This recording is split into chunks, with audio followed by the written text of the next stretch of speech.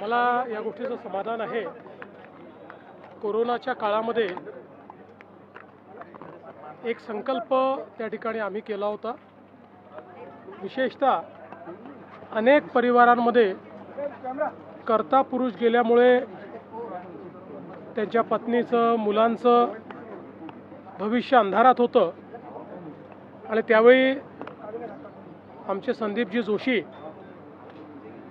हे सिद्धिविनायक फाउंडेशनच्या वतीनं पुढे आले आणि त्यांनी घोषणा केली की अशा परिवारांचं पालकत्व हे आम्ही स्वीकारू।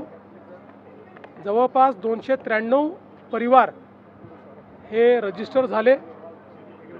मी देखील तेव्हा त्यांना सांगितलं की यापैकी 100 परिवारांचं पालकत्व हे मी देखील त्या ठिकाणी स्वीकारेल।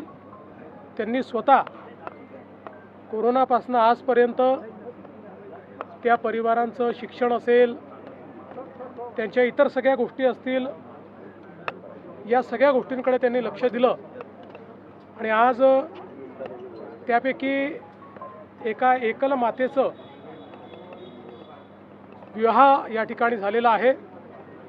प्रीती ही जी आमची मुलगी आहे तिचा विवाह आज शिवम यांच्यासोबत झालेला आहे आणि पुढच्या काळामध्ये जवळपास या सगळ्या परिवारांमध्ये मिळून 300 मुली आहेत।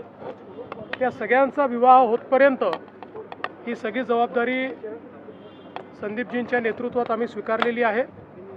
आज या विवाहाचं अतिशय समाधान आहे, कारण अतिशय कमी वयामध्ये अशा प्रकारच्या घटनेला प्रीतीला सामोरं जावं लागलं आणि आज एक स्थैर्य त्यांच्याही जीवनात येत आहे, ही आनंदाची गोष्ट आहे।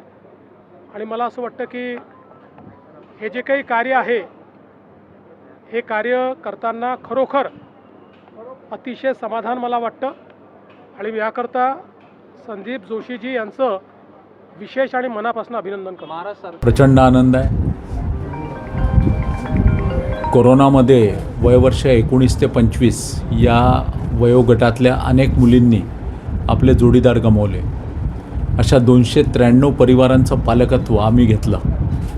100 त्यातल्या परिवारांचं माननीय मुख्यमंत्र्यांनी पालकत्व घेतलं आणि पालकत्व घेतल्यानंतर एकंदरीत परिवार जो आहे 293 मुली, त्यांचे मुलं, त्यांचे सासू सासरे असं पकडून एक 700 ते 800 लोकांचा हा परिवार आता झालेला आहे आणि त्यामध्ये शिक्षण असेल, आरोग्य असेल, अशा सर्व व्यवस्था आम्ही करतोच आहे। परंतु आम्ही असं ठरवलं की केवळ तेवढ्यापर्यंत थांबायचं नाही, तर जेवढ्या मुली असतील यामध्ये 350 मुली आहेत, या 350 मुलींचे विवाह देखील आम्ही आमच्या खर्चाने करायचे आणि खरोखर सोबत पालकत्व फाउंडेशन म्हणजे त्यांच्यासोबत आयुष्यभरासाठी उभं राहायचं, त्यांच्या पाठीशी उभं राहायचं।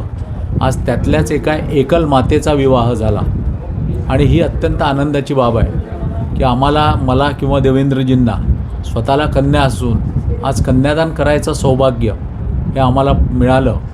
स्वतःच्या कन्येचं तर आम्ही करणारच आहोत, पण ही जी आमची मानसकन्या आहे हिचं कन्यादान करायचं आम्हाला सौभाग्य मिळालं, याचं अत्यंत समाधान आहे।